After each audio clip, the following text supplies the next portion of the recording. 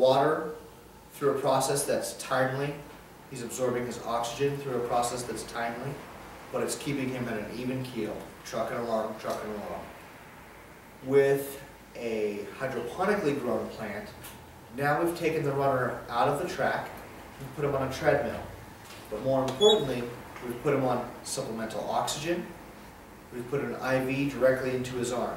So now, instead of having to absorb his electrolytes, his nutrient needs, and his water needs in a slow fashion, they're bypassing the digestive process and going directly into the plant. They're being fed directly into the vascular system of the plant without the digestive process. So by skipping digestion and going right to assimilation, you're hastening the processes thereafter. I've noticed that the roots are a lot different in mine and hers because of the... And which is which? The Mine's a hydroponic. hydroponic. Okay. And one of those plants I actually took from a dirt plant and stuck it in hydroponics. But it's a little bit tricky because you've got to get all that dirt off, and sometimes I think maybe I don't get all the dirt off. Well, and not only that, you're talking about styles of absorption, rates of absorption. Soil is slow, hydro is fast. So for you to take something that's been used to being spoon-fed its whole life and put it into the feed trough, that faster rate of availability, that greater accessibility to the environment, typically there's a stunting or a stressing that's involved with that transition. It took about 2 weeks for the plant to decide to take off, but when it did, it went fast. Oh yes, oh yes. Because you took it from the back of the lunch line, put it behind the counter with the lunch ladies. Free access. Exactly correct. Exactly correct. Where do you have the duck tag goes to? Okay. So in this room, I don't have a fan set up, but as you can see, this is a mobile gardening tray, and so we actually will break it down and move it to other parts of the store. And in some areas of the store that are smaller, it'll start to overheat that area. So you'll be at the register, this will be going, and you'll be like, oh, it's a little hot over here. So I'll force cool the lights with an inline fan. I'll suck fresh air from somewhere else in the room, or from another room, or if you can, from outside through a filter, so you get the coldest air possible. Blow it through the lights and out of the environment, typically venting upward into the subfloor or out of vent.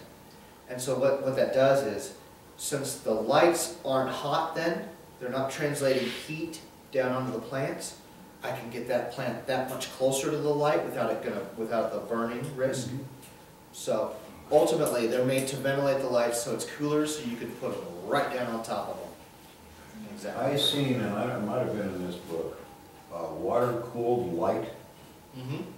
How does that work? Ultimately, through a lot of gimmickry. You have an acrylic or glass tube, like a condensation tube, that will be woven into a pattern, which will accommodate a bulb being put inside of it. So literally a weave of glass tubing. You stick that around the lamp, and then typically you have a reservoir or body of water that pumps from a cold holding tank through it. It gets hot, goes into the storage tank. Tomorrow it pumps from here to there. Or you use a chilling type device, like a condensating chiller like you have in a refrigerator, and you would recirculate it and it would cool it and come back. Kind of a bad idea, actually. Water and electricity to me don't mix. They are not the best bedfellows. They are not the best bedfellows. Ultimately, it's a very good concept because the cooling power of water is so much greater than of wind. But yes, it does two bad byproducts. It puts a ton of water right where all of my electricity is, and when light shines through water, it diffuses it. So ultimately, the bends in the glass and the fluid itself, especially if the fluid becomes discolored through age, you're going to get a diminished brightness out. So out. you'd actually be better off to cool the air before you blew it across the plant. Indeed. Which is a common theme in Colorado. While we'll use outside air through the winter, most people will garden through the night during the summer, so at least they have a colder night air to draw in. Exactly. And that way the heater's not fighting all day long, fighting the air conditioner because it's hot in the garden, but you're trying to keep the kids cool in the romper room, so. Well, and the worst thing with that water cooler that I was thinking about, you've got the automatic electrical expense because of the light.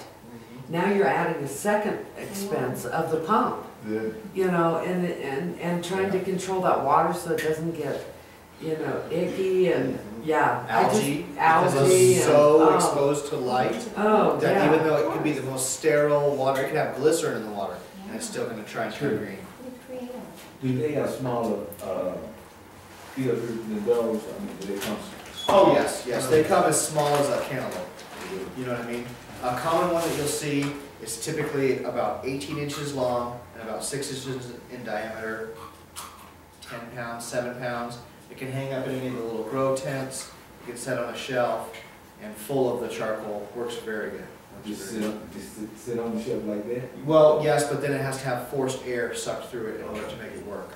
Oh, say, okay, say for instance, if I make a, cut a hole in an area where I get outside air, do I attach that to one end of the?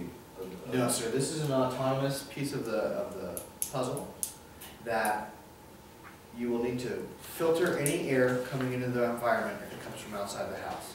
Bugs, dust, pollen, things like that. So that's just cold air. You're filtering out, cleaning the cold air.